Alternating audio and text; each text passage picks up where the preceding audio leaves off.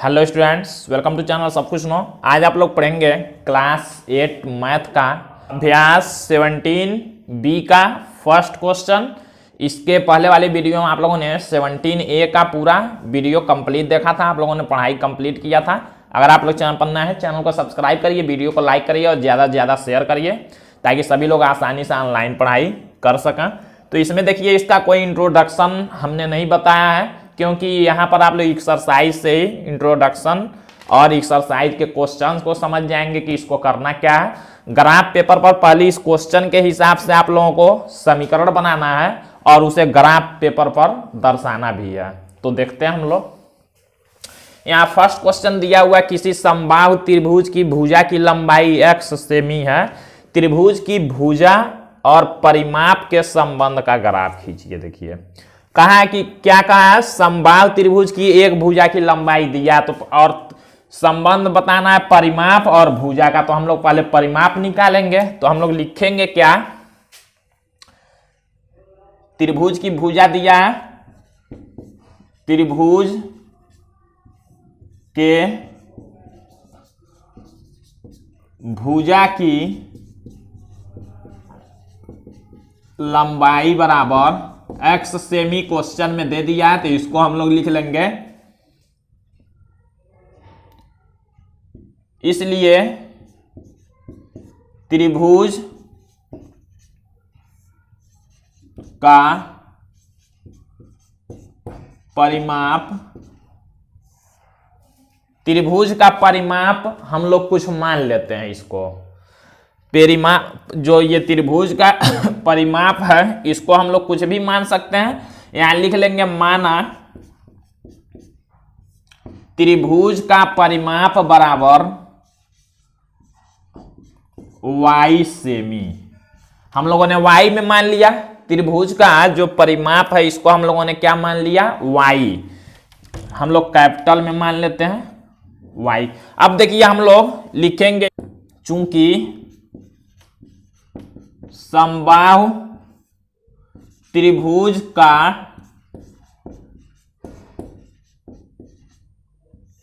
परिमाप बराबर होता है 3 इंटू भुजा की लंबाई, 3 इंटू हो जाएगा x। क्या होता है समबाहु त्रिभुज का परिमाप का फार्मूला, 3 इंटू भुजा। तो भुजा क्या है, x है, तो हम लोग 3 इंटू x करेंगे। अब देखिए, तो परिमाप को हमने क्या मान लिया था, y। तो हम लोग लिखेंगे y इक्वल 3x। ध्यान दीजिएगा, ये x कैपिटल वाला है तो कैपिटल में लिखेंगे। हम लोगों ने क्या किया, परिमाप बराबर लिख लिया, फार्मूला होता है समबाहु त्रिभुज का परिमाप 3 इंटू एक्स। तो 3 इंटू एक्स मतलब भुजा, 3 इंटू भुजा होता है, तो भुजा की जगह पर हम लोगों ने x लिखा और परिमाप y है। अब इसी के हिसाब से देखिए y इक्वल जो 3x आया है, इसी के हिसाब से हम लोग ग्राफ बनाएंगे। तो ग्राफ बनाने के लिए हम लोगों को यहां पर एक सारणी बनाना पड़ेगा। देखिए एक सारणी हम लोग कैसे बनाएंगे,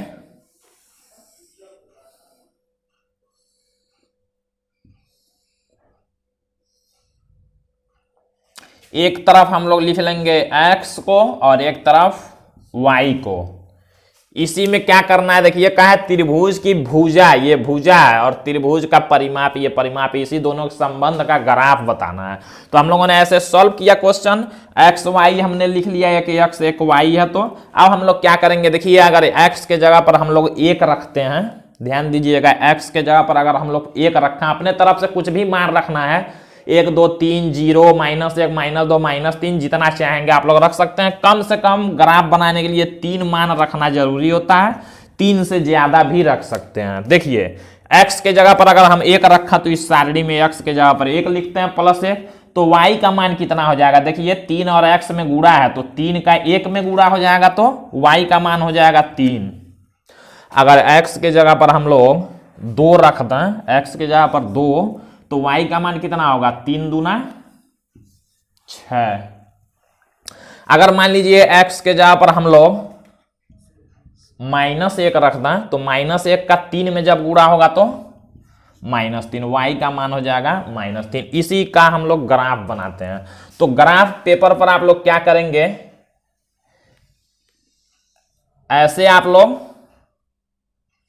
x और y अक्ष को बनाएंगे, x और y अक्ष, ये x होता है, ये y अक्ष यहां मूल बिंदु होता है।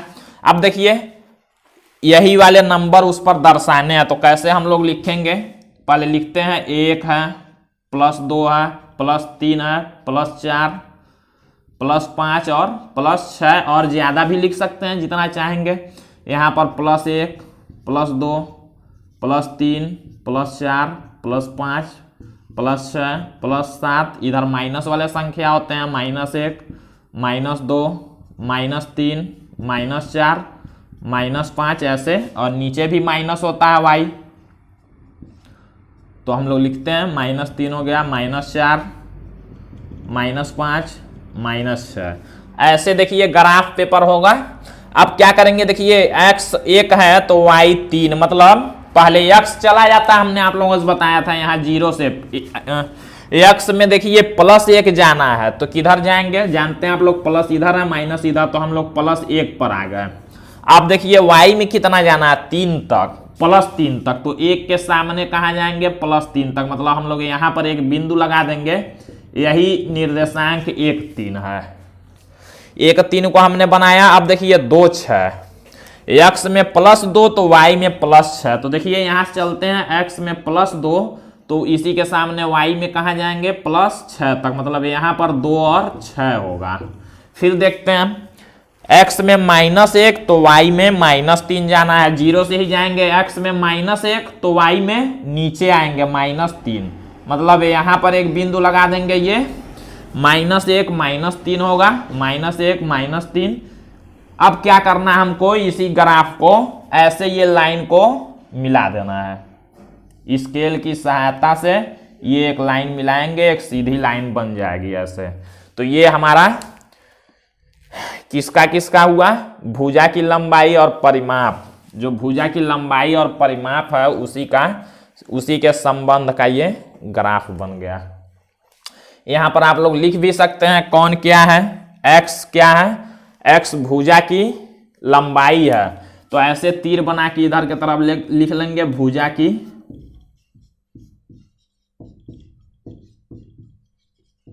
लंबाई, और ऊपर के तरफ क्या है, y परिमाप है, तो ऊपर के तरफ कर लेंगे, ये परिमाप है ऊपर से नीचे वाला।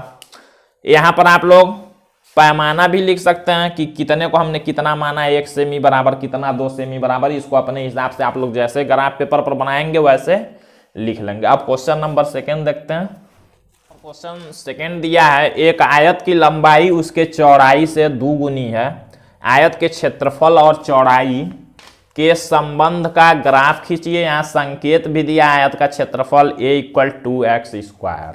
तो हम लोग मानेंगे क्या, क्षेत्रफल में लंबाई, आयत का क्षेत्रफल में लंबाई चौड़ाई होता है, यहाँ लंबाई चौड़ाई दिया है, ऐसा क्वेश्चन आप लोगों ने पढ़ लिया है पीछे चैप्टर में। तो यहाँ आप लोग क्या करेंगे, उसको पहले मानेंगे, लंबाई कह रहा है उसकी चौड़ाई से 2 गुनी है, तो हम लोग मान लेंगे, माना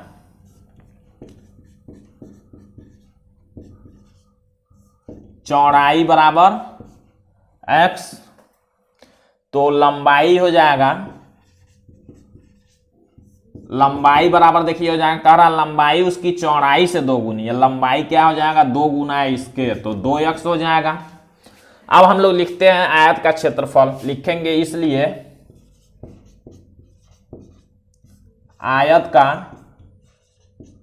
क्षेत्रफल बराबर होता है लंबाई गुणे चौड़ाई। आयत का क्षेत्रफल को कहा है a लिखने के लिए, तो हम लोग आयत के क्षेत्रफल बराबर a लिख लेंगे, a बराबर लंबाई दिया है देखिए 2x और इंटू चौड़ाई दिया है x, तो a बराबर हो जाएगा, ये देखिए कैपिटल X में दिया है तो हम लोग कैपिटल में ही लेंगे, ये इंटू का निशान ऐसे लगाएंगे और फिर x दिया है, तो यहाँ हो जाएगा 2x²। इसी पर अब हम लोगों को ग्राफ खींचना है। यहाँ पर हमने ग्राफ पहले से बनाया हुआ है, इसके लिए हम लोग सारणी एक बनाएंगे,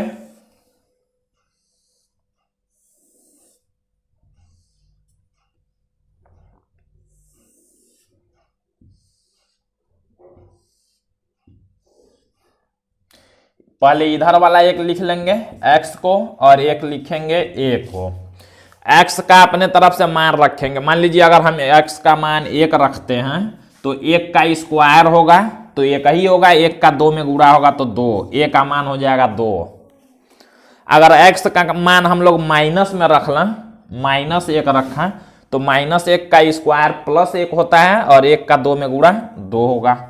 फिर देखिए अगर x का मान हम लोग 0 रख लें तो 0 का इसमें गुणा a भी हो जाएगा 0। तो हम लोगों को क्या करना है, x में +1 तो a में 2। इधर हम लोग ये x है इसको मान लेंगे क्या,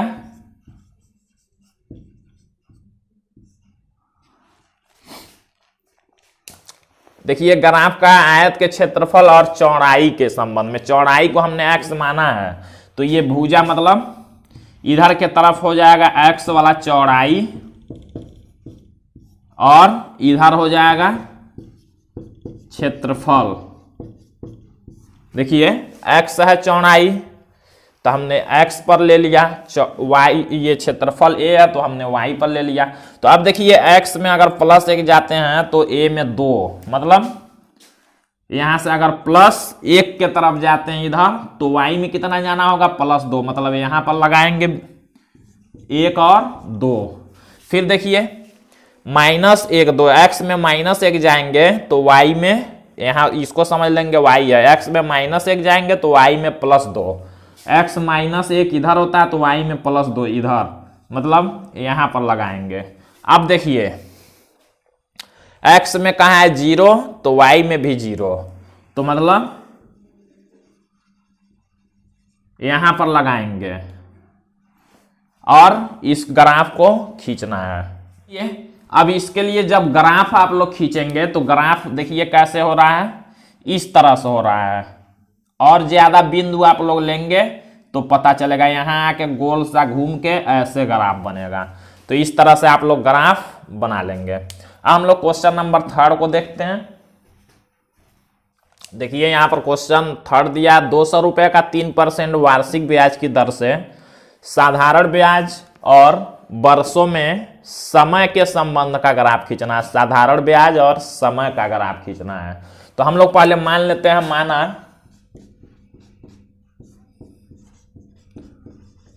साधारण ब्याज इक्वल x तथा समय इक्वल, देखिए ग्राफ खींचना किसमें, साधारण ब्याज और समय में। समय को मान लेंगे t, यहां लिख लेंगे वर्ष में कहाँ है तो वर्ष में। अब हम लोगों को क्या करना है, मूलधन देखिए दिया है और परसेंट भी हम लोग ये फार्मूला लिखते हैं साधारण ब्याज का, लिखेंगे इसलिए साधारण ब्याज बराबर होता है, साधारण ब्याज बराबर होता है मूलधन गुणे दर गुणे समय बटे 100। ये आप लोग जानते हैं। साधारण ब्याज हमने x माना तो लिखेंगे x बराबर मूलधन देखिए दिया है 200 रुपए तो 200 गुणे दर दिया है 3% तो 3 गुणे समय, समय को हमने t माना है तो t और बटे 100 करेंगे। 2 जीरो से देखिए 2 जीरो कैंसिल होगा तो x इक्वल हो जाएगा 2 का 3 में गुणा 6t, x इक्वल आ गया 6t। अब देखिए हम लोग इसके लिए एक सारणी बनाएंगे और उसका ग्राफ खींचेंगे।